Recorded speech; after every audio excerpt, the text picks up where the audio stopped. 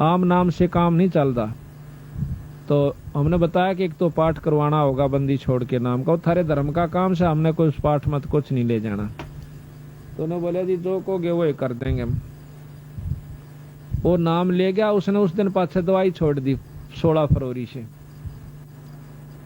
घरवाला ने चिंता हुई कि यू खांदे खांदे जीवा था दवाई, और ही फिर ही उम्र रहेगा, और उसको चैन सा हुआ दवाई छोड़ने पाछे। तो घरवाले उसको 5 दिन के बाद डॉक्टर के पास ले गए। डॉक्टर ने बोला भाई एक्सरे ला, पिछले जो महीने पहले एक्सरे कराया था 15 दिन पहले, उसमें सख्त खतरनाक बीमारी टीबी की बहुत गहरी पाई। दोबारा एक्सरे उतारा तो उसमें कोई बीमारी नहीं थी। डॉक्टर ने बोला आसपास दवाई मत खाइए, तेरा नुकसान कर सकती है। बोल सतगुरुदेव की।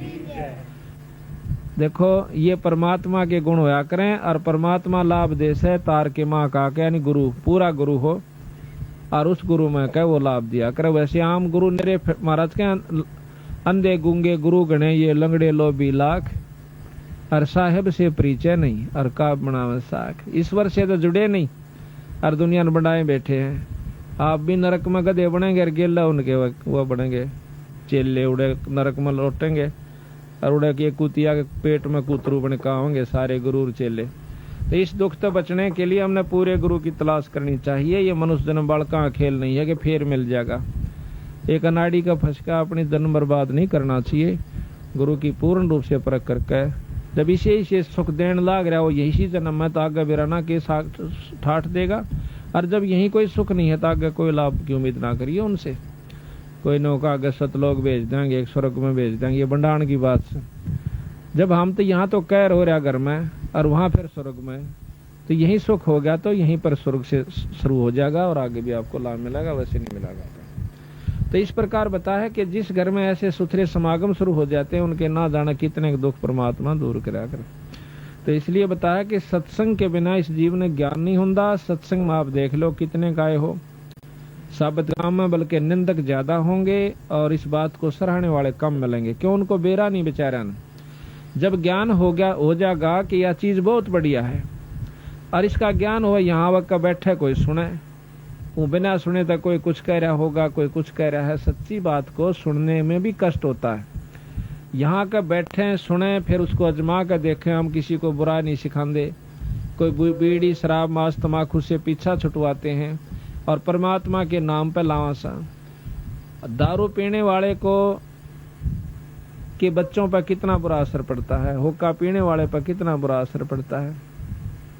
एक दारू पीने वाला और हुक्का पीने वाला भी हमारे को जो बुरा बतावा है तो हमने उसकी बुद्धि का बेड़ा पट रहा है, वो कितने दिमाग उसके अंदर है। आप तो सारे काम करे, ताश भी खेले और वो भी सत्संग की निंदा करता है, तो आप हिसाब ला लियो वो कितना कामिल आदमी से जो हमारी निंदा करता है। फिर निंदक के बारे में कबीर साहब ने कहा है कि निंदक मेरा नाम रो और बसो ना मुझसे दूर। भाई गाम गोर व गंदगी साफ करया करे सूर। जो गाम गोर व गंदगी हो से उसने सूराए का काम हो से उस गंदगी ने साफ करने का। निंदक जो भगत का होता है वो सबसे प्यारा हो से उसका, वो उसके सारे अड़ंगे ने साफ करता है, उसकी सारी बुराई ना आप ले लेता है। इसी प्रकार कहा है कि जब तक हम सत्संग में नहीं आवांगे तो हमने क्या का ज्ञान नहीं होगा। अब सत्संग ये भी नहीं जरूरी होता कि लाखों आदमी इकट्ठे हो जाए जब बस सत्संग हुआ करे। दो भाई बैठ के ईश्वर की चर्चा कर लें वो भी सत्संग कहलाता है। हो सकता है उसकी उसी में सद्बुद्धि आ जाए और नाम लेने की चेष्टा बन जाए। इसलिए बताया सत्संग मोक्ष की दारा कोई समझ राम का प्यार। सत्संग मोक्ष की दारा कोई समझ राम का प्यार। अब सत्संग का सुनना कोई बड़ी बात नहीं, सत्संग तो बहुत सुन लिए होंगे, पर उसको समझना नाम सत्संग का उस है। अगर समझाएंगे नहीं तो सुनी सुनाई बातों पर कोई लाभ नहीं होगा जब तक हम समझेंगे नहीं। कैसे? जैसे मीराबाई ने समझा और सेऊ नाम के एक सम्मन ने समझा, सेऊ ने समझा, इनका नाम सत्संग समझना उस है। किस प्रकार कि मीराबाई ने एक बारात देखी और उसमें दूल्हा देखा सजा धजा, सिर पर उसका मुकुट मोड़ और अच्छे उसकी खूब छवि। इसने देख के वह मीराबाई बालक सी थी ने बोली, माँ यू कौन से यू फलानी का बनड़ा से। ने बोली, माँ मेरा भी बनड़ा ला दे। बालक थी 5, 7, 10 साल की, उसने ज्ञान नहीं था यू के खेल से। रोन लागी, हाय मेरा भी बनड़ा ला दे, मेरा भी बनड़ा ला दे।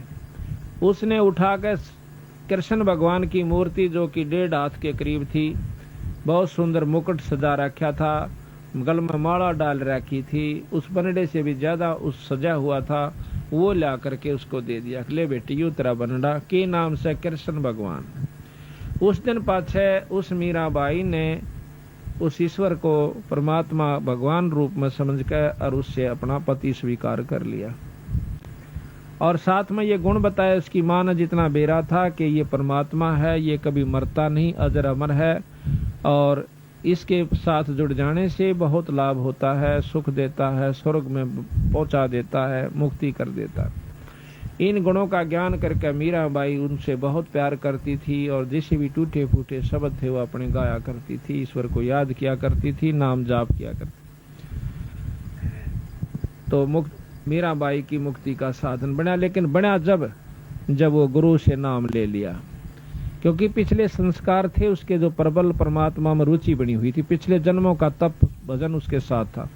लेकिन मुक्ति उसकी जब हुई जब रविदास जी ने तो उपदेश ले लिया, और उपदेश ले पाछे फिर उसने ज्ञान होया कि मैं तो जमा बर्बाद हो जाती अगर गुरु जी तो नाम ना लेती। तो इस प्रकार हम जब तक नाम नहीं ले लेंगे तब तक हमारा कोई छुटकारा नहीं होगा। तो बताया कि सत्संग समझी मीराबाई, करी सतनाम की कमाई। सत्संग समझी मीराबाई, करी सतनाम की कमाई। गुरु रविदास की शरणा आई, जब पाया मोक्ष द्वारा। है सत्संग मोक्ष की धारा, कोई समझ राम का प्यार। है सत्संग मोक्ष की धारा, कोई समझ राम। सत्संग समझा से शाना हो गया, साहेब कबीर का आना। सत्संग समझा से शाना हो गया, साहेब कबीर का आना। नेकी समन न खिला दिया खाना, वो अमर किया मनियारा। है सत्संग मोक्ष की धारा, कोई समझ राम को। है सत्संग मोक्ष की धारा, कोई समझ राम का प्यारा। अब सत्संग समझना यो सब आइयो, देखो वो कहने सुन की बात तो कुछ और है, पर सही तत्व बगे जब हमने इस तरह खरा उतरना चाहिए जिस प्रकार से उस सम्मन उतरे। कैसे? एक सम्मन नाम का मनियार था, वो बंदी छोड़ से उपदेश ले लिया सारे परिवार ने। 3 प्राणी थे घर में, एक तो नेकी जो सम्मन की घरवाली, एक उनका लड़का दोनों का, वो था शेव उसका नाम था। 3 प्राणी थे। अब देखो सत्संग जहाँ होता है बचपन से बच्चा पे हम जिस भी जकर घर में करांगे वही असर होया करे, रोजाना असर हो। इतने गरीब हालत थी उनकी, इतनी गरीब हालत थी बेचारा की कि कई बार तो जून उग जाया करती, पर कभी उन्होंने किसी की नीयत खराब नहीं करी, ना चोरी करी ना ठगी करी। और यूं क्या करते, बेटा भूल कर चोरी मत कर लियो, सत्यानाश हो जाता है जो चोरी करते हैं लोग, या कोई बुराई करते हैं, रिश्वत लेते हैं, कोई बुरा काम करते हैं। अपनी किस्मत पर सबर करके हमने रहना चाहिए। एक दिन भगवान कबीर साहब ने विचार किया, क्योंकि कमाल के अंदर अभिमान हो गया था, वो महाराज के संग ज्यादा रहता था, सेवा बहुत कराया करता। एक दिन उसके मन में अभिमान आ गया कि महाराज जी कि हाँ भाई, मेरे जितनी सेवा आपकी कोई नहीं कर सकता। अब अभिमान चाहे माया का आ जाओ, चाहे वजन का आ जाओ, और भाई चाहे किसी शरीर का, चाहे औलाद का, चाहे संतान का, राज का, वो नष्ट कर दिया कर, भक्ति खत्म हो जाती है। जिस प्रकार एक बार नारद मुनि में अभिमान हो गया था उसने जाकर के अपने पिता ब्रह्मा जी से कहा कि मैंने अब माया जीत ली है, काम क्रोध मोह लोभ अहंकार के वश में नहीं हो सकता। ब्रह्मा जी कहने लगे पुत्र मेरा आज्ञा तक कह दी है पर और जो करना करिए किता। उसने सोची क्योंकि बालक ने मना करे ना दूना चला करे उसका नहीं, बालक तक ये था पूरा अच्छे पूरे संत थे। फिर उसके मन में आई पिताजी तन्य कहीं जाकर जब चीज उपलब्ध कर ली मैंने जीत ली है तो बताने में क्या डर से। उसने जाके शंकर भगवान से जिक्र कर दिया कि ऐसे जी मैंने माया को काम क्रोध मोह लोभ अहंकार में किसी काबू में नहीं आऊंगा, मैंने माया जीत लिया। इन्होंने बोला भाई देख वह बात है तेरी ठीक से, नारद जी संता के काम तो ये होया करे पर इसका कित विष्णु भगवान आगे जिक्र ना करिए। उन्हें सोची ने कह अगर पिताजी भी नहीं कहे थार ये भी नहीं कहे जा कह विष्णु जी आगे फिर कह दिया कहा भाई नारद जी कहा गया महाराज। और भाई ठीक ठाक मौज होगी महाराज ने बोला जी एक उपलब्धि मैंने आज कर ली। क्या कर ली भाई कि मैं किसी माया के काबू में नहीं आऊंगा, मैंने बेरा पट गया कि संसार कुछ नहीं है, हाँ, और मैंने सब क्या पे काबू कर लिया। वाह बेटा वाह बहुत अच्छा करा। विष्णु भगवान ने सोचा कि देख शंकर जी का बस में को नहीं आया कामदेव और यो कर लिया, ये इसका यो फुटे भागी भी चौधरी पाकेगा और यो गधा बनेगा फिर जाकर इसका समाधान होना चाहिए। ने बोला ठीक है बेटा बहुत बढ़िया करा शाबाश। और यूं कह कर नारद जी चल पड़ा तो रास्ते में एक मायावी महल एक नगर बनाया। उस नगर के राजा की कन्या की शादी का उपलक्ष्य हुआ। उसमें बहुत से राजा इकट्ठे हुए। अब उसने नारद ने पूछा अरे ये क्या रोड़ा सा हो रहा, बाजे बाजन लाग रहे और भाई बड़ा खूब धूमधाम हो रही। किसी ने बता दिया कि यहाँ फलाने राजा की कन्या का विवाह है। नारद ने सोचा चल देख लेते। अब मन में आता है कि क्यों ना यहाँ शादी करवा लूं, पर शादी तेरी हो क्यों करे, कन्या बहुत खूबसूरत और तेरी सूरत ठीक को नहीं।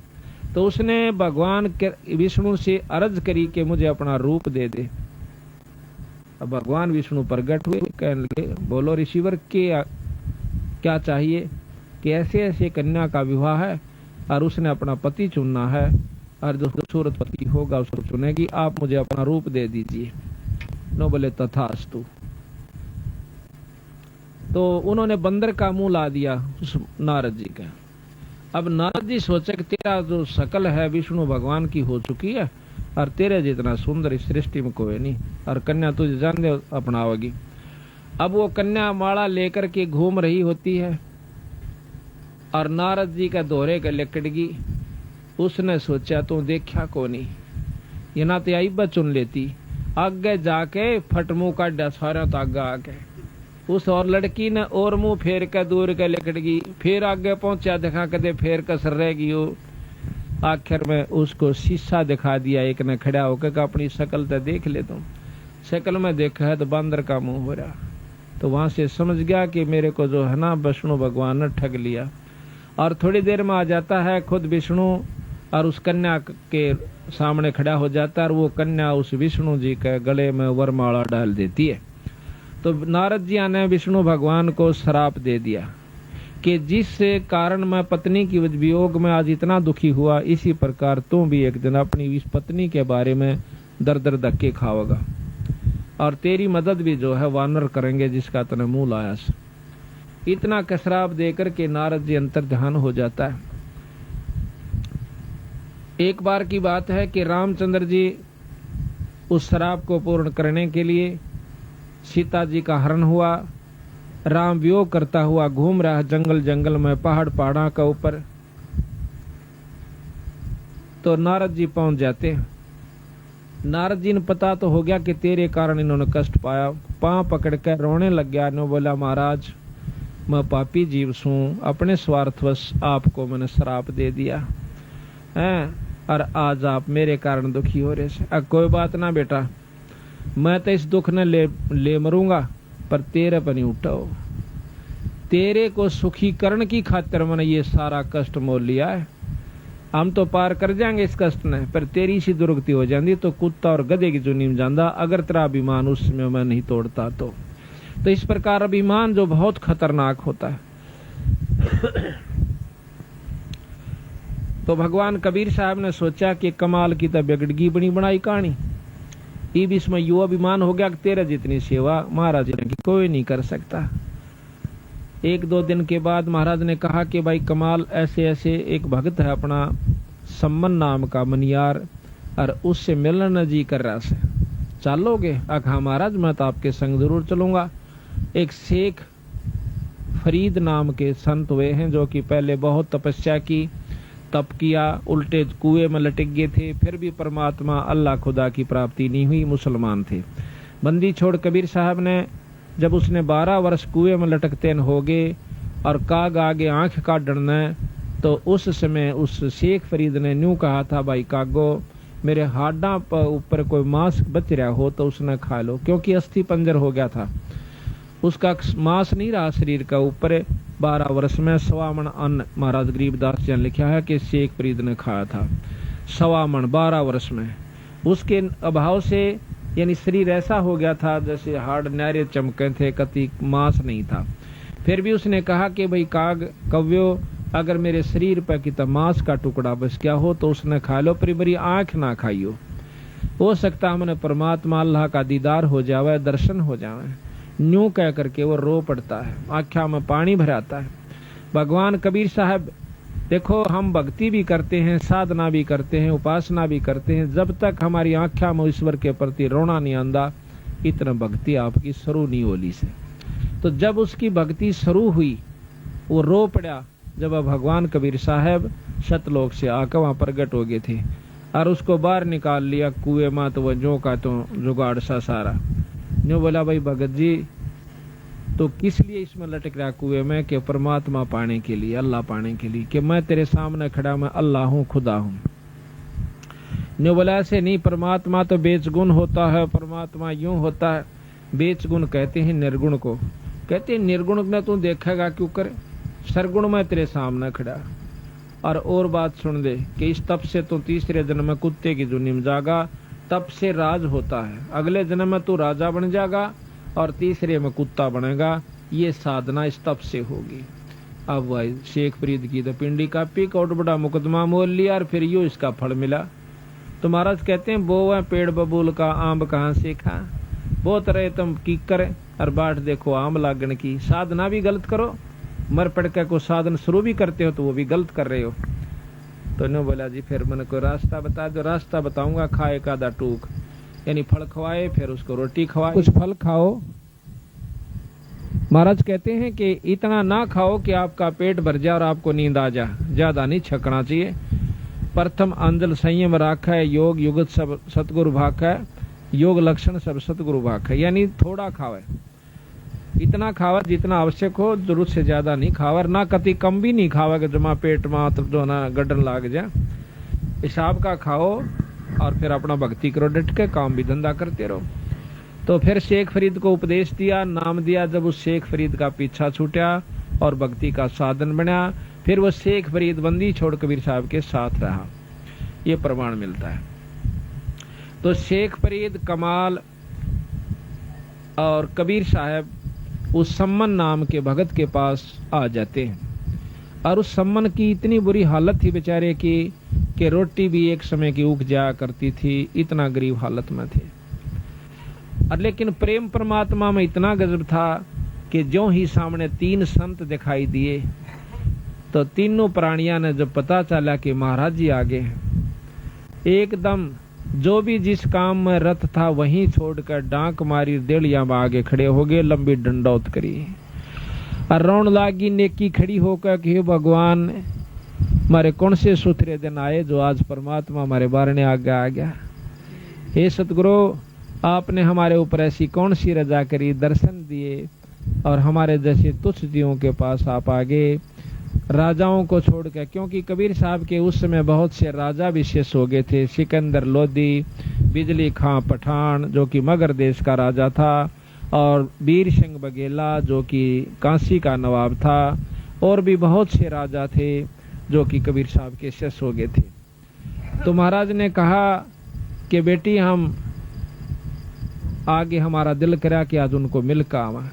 कहा जाओ महाराज। भीतर बिछा दी बिछाना दो रजसी बोरी थी, पल्ली थी, को बिछौना पाटा टूटा था, सतगुरु महाराज बैठ जाते हैं। बैठने के बाद पानी पात प्या करके तो सम्मन कहने लगा, महाराज जी भोजन का बताओ, क्योंकि शाम का समय था। तो कबीर साहब ने बोले, भाई रोटी तो खावांगे, भूख लाग रही से, भोजन तैयार करवाओ, भूख लगी हुई। बोला अच्छा जी। अब सम्मन घर ने आकर अपनी पत्नी से पूछे है कि महाराज जी रोटियां की कैसे, कि भोजन का की बहुत से। वानो बोली जी घर में एक दाना भी नहीं से अन्न का। तो कहने लगा किसे तो मांग लिया उधारा।